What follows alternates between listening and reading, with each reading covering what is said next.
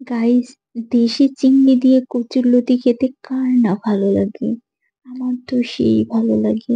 এবং কি কচু জাতীয় যে কোনো সবজি আমার কাছে খুব বেশি ভালো লাগে যেটা খেতে। আর এই জন্যই তো এখন আমি আজ রান্না করে দেখাবো দেশীয় চিংড়ি দিয়ে কচুরলতি। আর এটা আমি কিভাবে রান্না করে নিলাম, চলুন তাহলে দেরি না করে ঝটপট করে মূল ভিডিওতেই দেখে নিই কিভাবে আমি এই কচুরলতিটা রান্না করে নিচ্ছি। তাই দেরি না করে এখনই যাচ্ছি মূল ভিডিওতে। ফ্রাই প্যান বসিয়ে দিয়েছি চুলায়, আর দিয়ে আমি একটা পেঁয়াজ কুচি দিয়ে দিয়েছি, আর দিলাম কাঁচামরিচ ফালি দিয়ে 2-3 মিনিট আমি এটাকে ভেজে নেব যেন কাঁচা গন্ধটা না থাকে। 2-3 মিনিট আমার কিন্তু ভাজা হয়ে গেছে। এ পর্যায়ে এখন দিয়ে দেব দেশীয় চিংড়ি, 1 মুঠো দেশীয় চিংড়ি। যেহেতু আমার আর কোনো চিংড়ি ছিল না, তাই হাতে একমাত্র সম্বল এই দেশীয় চিংড়ি। আর এটা খেতে কিন্তু খুবই ভালো লাগে। সবগুলো উপকরণ একটু ভালোভাবে নেড়ে দিচ্ছি। 2-1 মিনিট ভেজে নিব আবারও এরকম করে চিংড়ি সহ পেঁয়াজ মরিচটা। ভাজা হয়ে গেলে আমি এখানে দিয়ে দেবো বাকি উপকরণ। এখানে দিয়ে দিলাম 1 টেবিল চামচ আদা এবং রসুনের পেস্ট, আর দিয়ে দিছি 1 টেবিল চামচ হলুদ গুঁড়া, আর হাফ টেবিল চামচ পরিমাণে মরিচ এবং জিরার গুঁড়া দিয়ে দিলাম।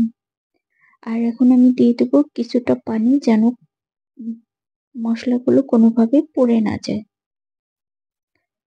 পানিটা দেওয়া হয়ে গেলে সবগুলো উপকরণ ভালোভাবে নেড়ে দিচ্ছি। আর অপেক্ষা করব পানিটা শুকিয়ে যাওয়ার জন্য এবং মশলা থেকে তেল ওঠা পর্যন্ত। মিডিয়াম টু হাই হিটেই কিন্তু আমি রান্না করে নিচ্ছি। আবার একটু এখন আমি এই পর্যায়ে দিয়ে দিচ্ছি স্বাদ অনুযায়ী লবণ। আগে কিন্তু আমি কোনো ধরনের লবণ দেইনি। এখন লবণটা দিয়ে আমি আবারও একটু ভালোভাবে এটাকে নেড়ে দেব।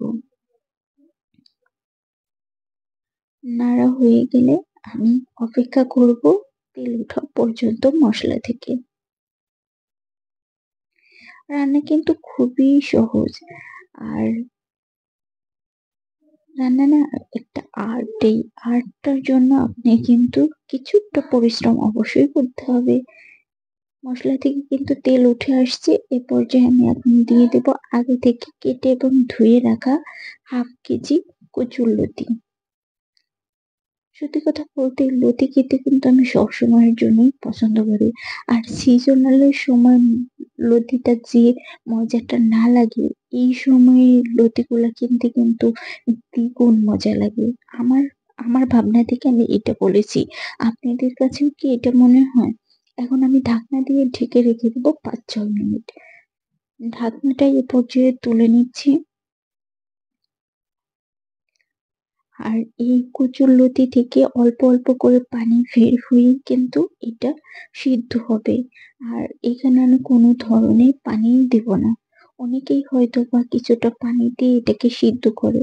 আর আমি রান্না করার সময় কখনো কচুরলতিতে কোনো ধরনের পানি দেই না। এটা থেকে যে অল্প অল্প করে পানি উঠবে আর তেলের মাধ্যমে এটা সিদ্ধ হয়ে যাবে।